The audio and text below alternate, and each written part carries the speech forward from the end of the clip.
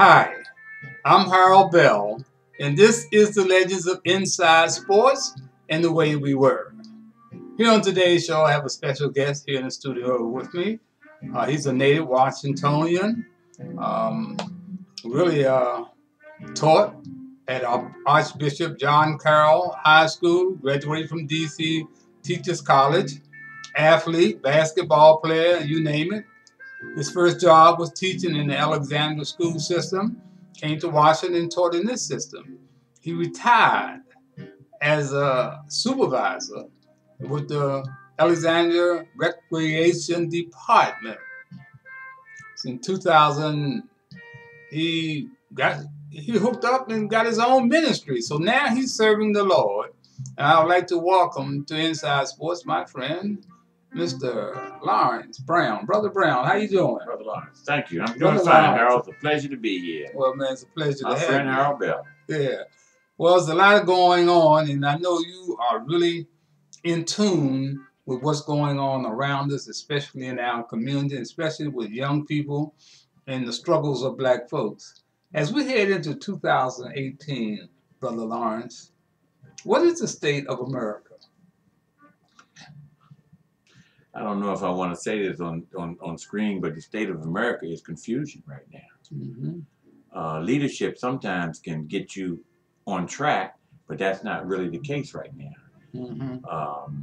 We've been confused for a while, and if I had to use one word, that's what I would say. The state of America is confusion because we're confused about what's going to happen in our world with the nuclear situation.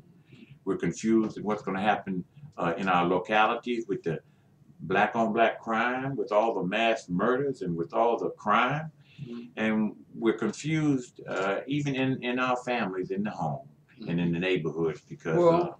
that would be my next question. What's the state of black America? You hit on it already. What's the state of black America? Where are we? We know the world on a whole is in confusion. Well, what about the state of black America? What does our future look like? Well, I guess I could look at that from two pedestals. One is the ministry, and one is the world. In terms of the ministry, state of America and black America is not enough God, not enough love. Mm-hmm. But in the state of the social perspective, the state of black America is that I'm not sure how to say this because I'm not trying to pat you on the back. This is just an interview, but we need more Harold Bell. We need people who are willing to stand up and tell the truth, but they're afraid of getting punishment from telling the truth, or they're afraid of losing their job. They're afraid of losing a little bit of crumbs off the table that they're getting. And so we don't have enough people that are willing to make the sacrifices that it took to get us out of slavery. Right. And so the state of black America is selfishness, fear, and a little bit of that confusion too. Yeah. You know, last night, the red carpet went from red to black. And it seemed like Oprah Winfrey took over the whole thing when she got up and made her speech. And, of course, they're now saying, run Oprah Winfrey for president.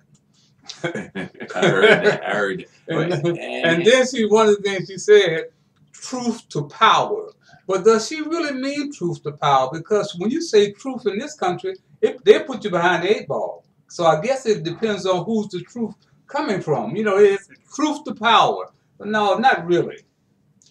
Well, let me comment on what you said a minute ago because, they're trying to get her to run for president. But Trump made the comment that he wanted her running way back in the 1990s. He said he wanted her to be his vice president if he ever ran for president. Okay. So did you know that? Yeah, no, I didn't know that. Okay. But now, where we are now, in truth, is people are afraid to tell the truth because, first of all, they can't handle the truth. Right. Second of all, the truth is supposed to set you free, but the truth can get you blackballed. The truth can get you put in jail. The truth can get you losing your friendships and breaking up with family because people are not willing to accept the truth. And why should I? And you, of all people, should know that. But I believe in the truth. I believe we serve a God of truth. Yeah. And so the truth is something that people are scared of. They're scared of the truth because we have hidden the truth in our lessons of history for years. Yes, that's right. We have taught things that were not the truth. Yeah, we still hiding it. We're still hiding the truth. Mm-hmm. So I'm not sure if truth is power anymore. Mm-hmm. I know money is power, greed is power, selfishness is power. But is the truth power? The truth has the power, and God is the God of truth. So God has power. But here on earth, we're dealing with truth in a different perspective because everybody, I would say at least half the people are afraid to tell the truth, because if they tell the truth, the real truth and nothing but the truth, it's going to step on a whole lot of toes. It's going to expose a whole lot of people, and it's going to get the person who's telling that truth in trouble, and you ought to know. Yeah, I agree. One of the things too about the truth, and why I deal with the truth, is because my grandmother taught me an early lesson when I was growing up and going to church 3 or 4 times a week in Mount Airy Baptist Church, the church that my great grandfather laid the first brick to build on North Calvert and L Street. I got a lot of lessons out there, but the most important lesson I got out of that was from my grandmother. And after I became a community and radio personality, she pulled me aside one day and said, son, I don't know how far this is going to carry you, but one thing I want you to remember, always tell the truth, because a lie will change 1,000 times and the truth never changes. And I never forgot that. So today, my shows, my life is built on truth, because peace of mind you cannot buy, Brother Lawrence. And truth is peace of mind. It's definitely peace of mind, because you ain't got to think. When you tell a lie, you got to remember what that lie was, and it changes and changes and changes. So that is what had happened. But in our society today, the liar is the one that's getting ahead. He is the one that's getting ahead, getting all the benefits. We think that he is anyway. It looks like it. But I really believe that the truth will set you free. And the thing that I worry about the most is all our kids, man, and these politicians. They're always saying children first. When they're running for office, that's the first thing they say, children first. And then after they get in office, they forget all about the children. I remember Jim Brown and I was in a conversation one time, and he told me, he said, Harold, children don't vote.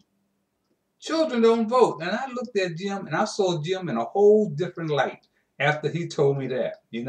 So I'm really concerned about. I don't know if you heard about what happened over in Baltimore just a couple of days ago. Kids over there can learn. They got the heating system is that deplorable down. And the first thing, Brother Lawrence, when I got involved with the Maryland State Lottery as a sportscaster, they say the Maryland State Lottery was going to be about trying to put some of that money into the schools and make our school system better.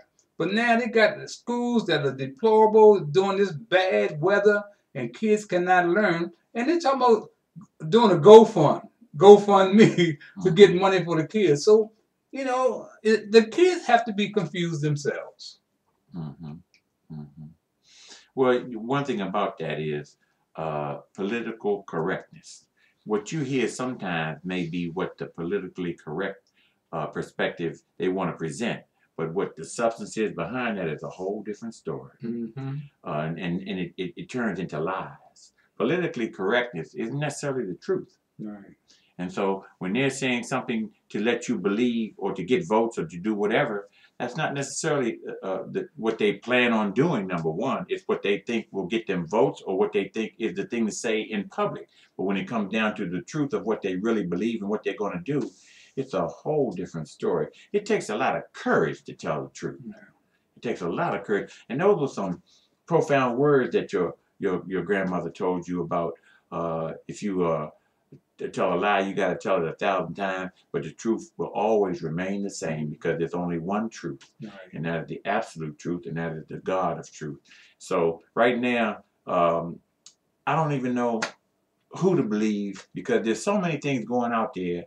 Who knows what the real truth is? Right.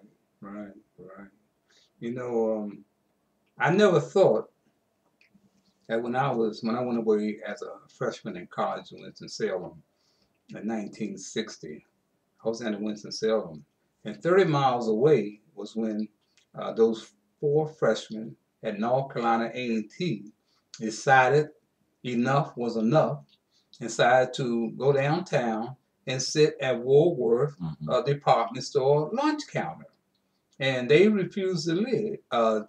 And that defiant act really revolutionized and inspired the civil rights movement. Well, I'm being 30 miles up the road as a freshman at Winston. First thing, Coach Gaines called in all the athletes, and he said, "Look, I don't want to catch any of you guys downtown, doing this demonstration. If I catch you down there, I'm putting you on the first bus back to the ghetto." Well, there were 4 athletes that, defied what he was saying. We went downtown anyway. There's a guy from D.C. named Al Mill. He's no longer with us, went to Spingarn with me. Bonnie Hood, a jump shooting guard from Chicago. A guy named Luther Wiley, another guard from Lynchburg, Virginia, and myself. The 4 of us went downtown anyway. And I never thought, after experiencing that type of racism, that 60 years later, that we're going backwards. The racists have come out of the closet with a vengeance. Of course, since everybody want to blame it on Trump, but they've always been there. Trump just opened up the door for them to come out. How do you feel about that? Oh, that's the truth. Speaking about truth, that is the truth. Yeah. But you know what? They say history repeats itself. But when it comes to repeating, it depends on the climate that you're in as to what will repeat from the past. Because a lot of the things that happened in the past were good things. We had a lot of our ancestors sacrificed a lot of materialistic gain. They sacrificed a lot of position, money to help us to get ahead in ways that the society or the system didn't want us to. And so therefore the climate now, they hid a lot of that in the history they were teaching us. They taught us that Europeans did everything and got the credit for everything, when actually this country has been built on the backs of slaves and people of color. And that's not what we learned. We learned that Columbus discovered America.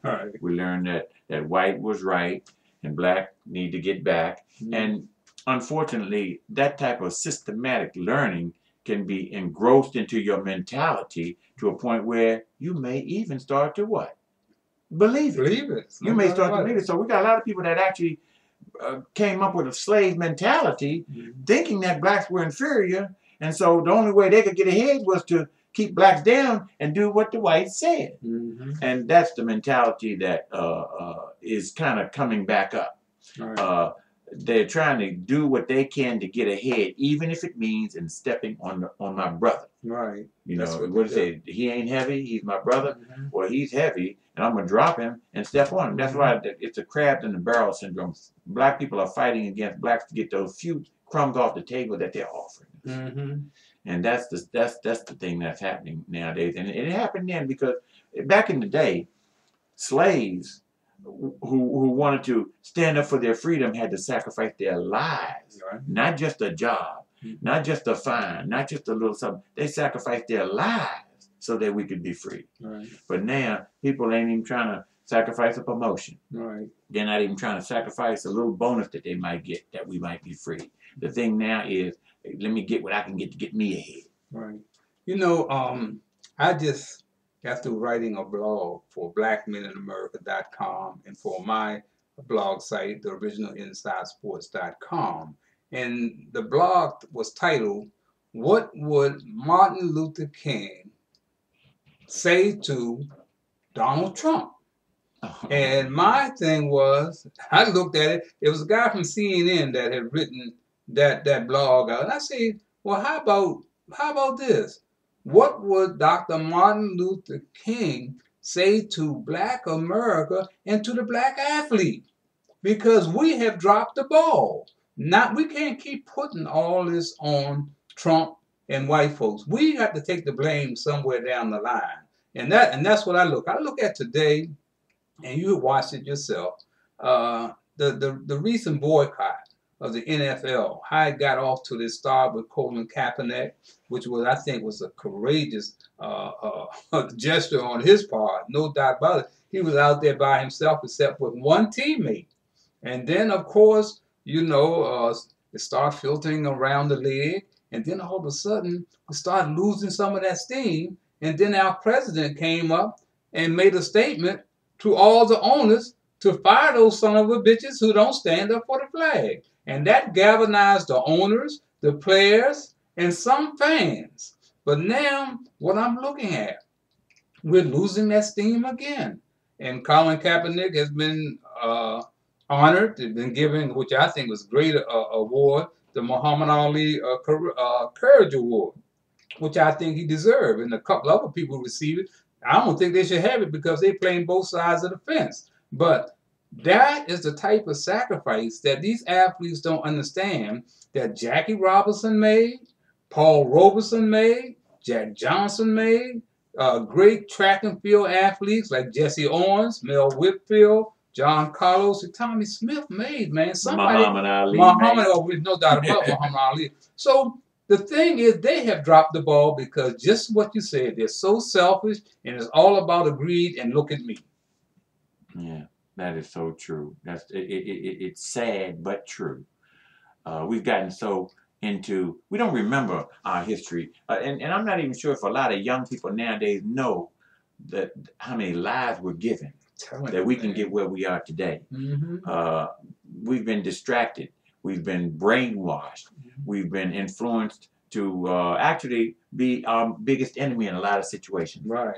Black is the black's biggest enemy. We're our biggest and enemy. We've been taught that.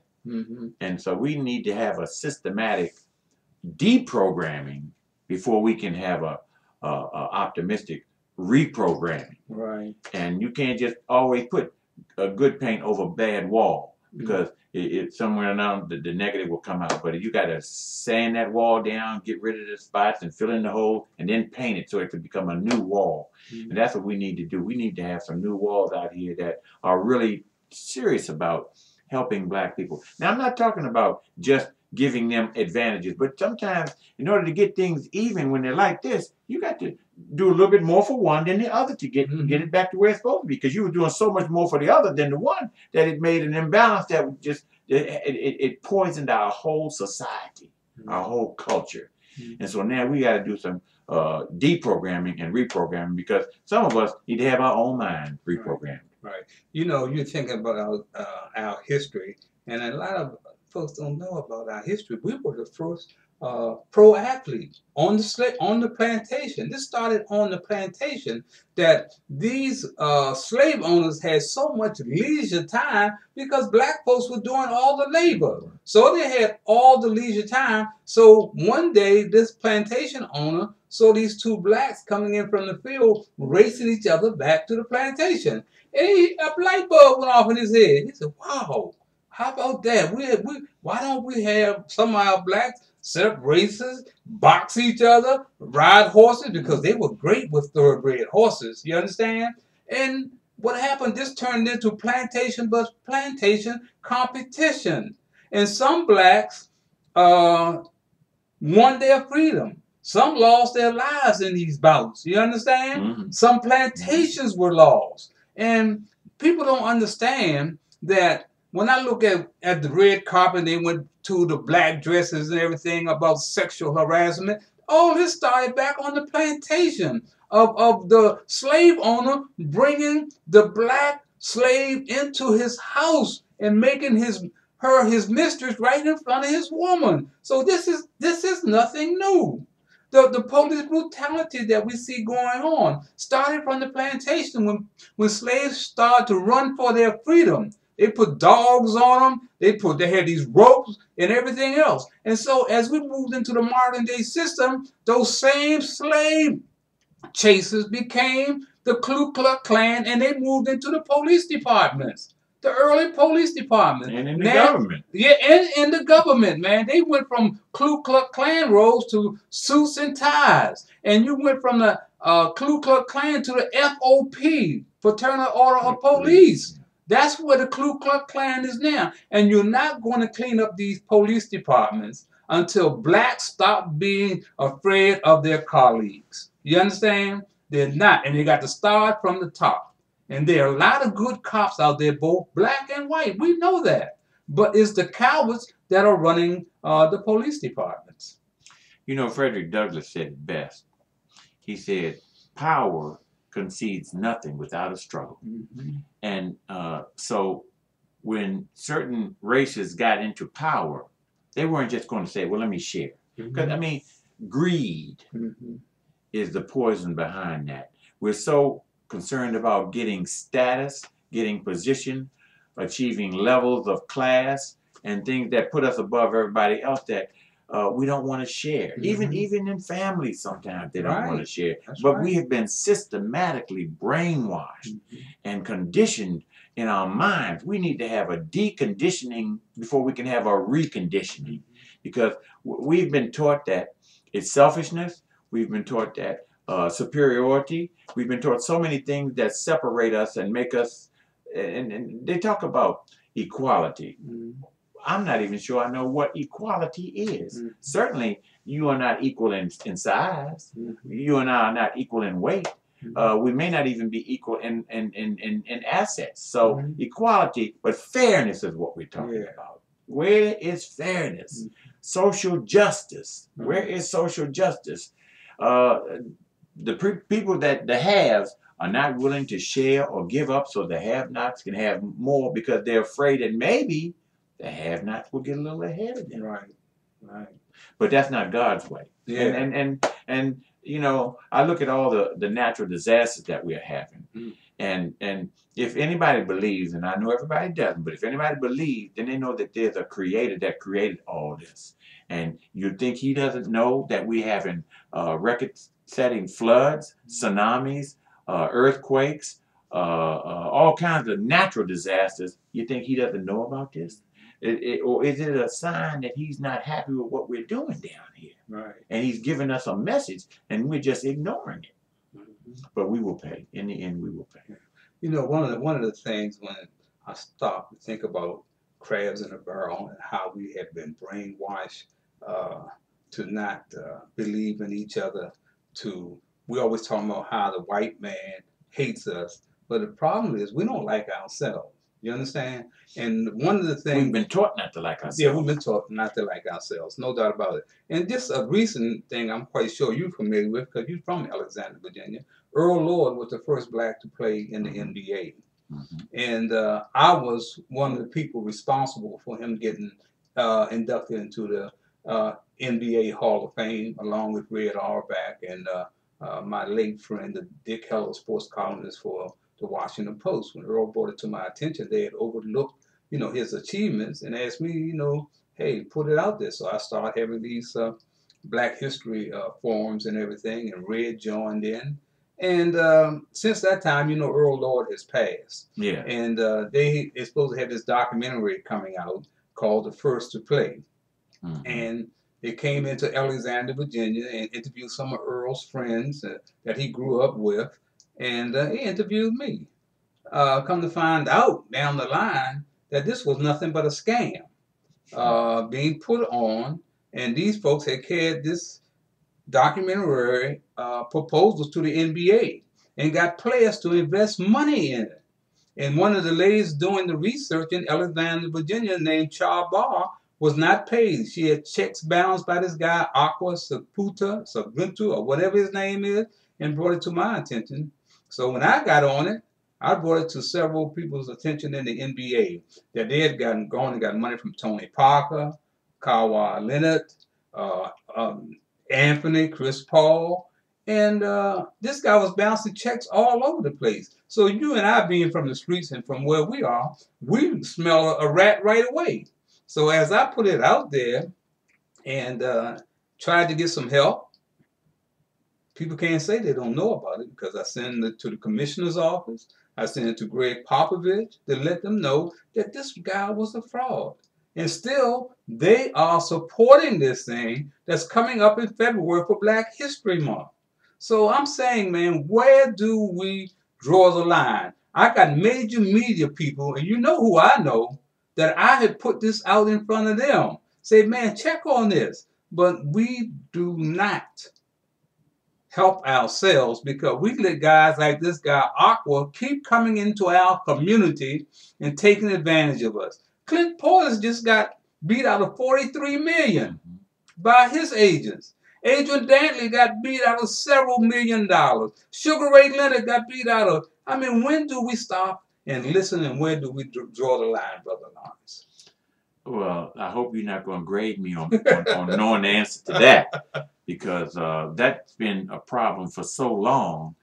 And I'm going to go a little intangible here right now, because I believe that God is intangible as far as what we understand and know about Him. But we don't. Negativity has taken over our culture. It's taken over our world. It's taken over our mindset. It's on the TV. It's in the magazines. It's in the movies. Violence, sex, profanity, all the negativity is just coming out, and that's what we are letting influence us. That's what's influenced us. And so we need to have more love. This is what I believe. I believe love is the greatest power on earth, because God is love. And the Bible that I study says God is love. And so we need love because we need God. But we are so caught up on us. What will I need? What will I get out of this? What will I get out of this? And how do we change that? It's going to take a catastrophic event. And God has given us record-setting tsunamis, record-setting earthquakes, record-setting storms and disasters of all type, all over. What is it going to take? Record-setting terrorist attacks. He had exactly record-setting mass killings. He has certainly given us enough to realize that He's aware of this, and whether you say He's allowing it or whatever, He knows about it. And maybe some of it He's allowing to happen because He wants us to know that He's not happy with what we're doing. But I know that everybody doesn't use that spiritual perspective to form their platform, which is what I do. But to be honest with you, I don't have an answer for that. But I know one thing: we need more people who have courage to stand up for their conviction and to let the truth set us free, because we are not free. Well, one of the things, courage can be really taught. I mean, it has to be sort of ingrown. Yeah, the environment that you come up in and the people that you see, that's how you develop courage. And that's how I developed courage. By example. That's how I developed courage. People say, man, how did you speak out? Well, I came from a family. My grandmother and my mother were my heroes, not black athletes. My grandmother couldn't kick a football 60 yards, shoot a jump shot, you understand, or hit a baseball out. But she was a superstar in the game called life. And she taught us how to be at least decent human beings, from my mother and my mother. Well, you can have courageous behavior, and behavior is an act. And sometimes you can be influenced to act certain ways, and you can modify and influence behavior. So when you say you have to have courage, I think that you have to have it, but you can also be taught to behave certain courageous ways. And I don't know. I don't have any answer, but I would say one thing. We have people that are afraid to be courageous because they have this and they don't want to let it go. Right. And we have to make some more sacrifices. We have to make more sacrifices. Yeah. Well, I tell you, man, this has been really very enlightening and inspirational 30 minutes that I spent with you. And I don't have all the answers. All I can do is what I am able to do in my little sphere. You understand? And just hope and pray that somebody else, some other young folks will come and pick up, man, wherever I leave off. Man, I want to thank you for taking time out of your busy schedule to be here on the Legends of Inside Sports, and looking forward for you to come back. It'll be a good chance to talk sports. Let me say one more thing. You need to bottle some of that courage and either sell it or give it to somebody else. Stop keeping it to yourself. Yeah. Thank you for so much.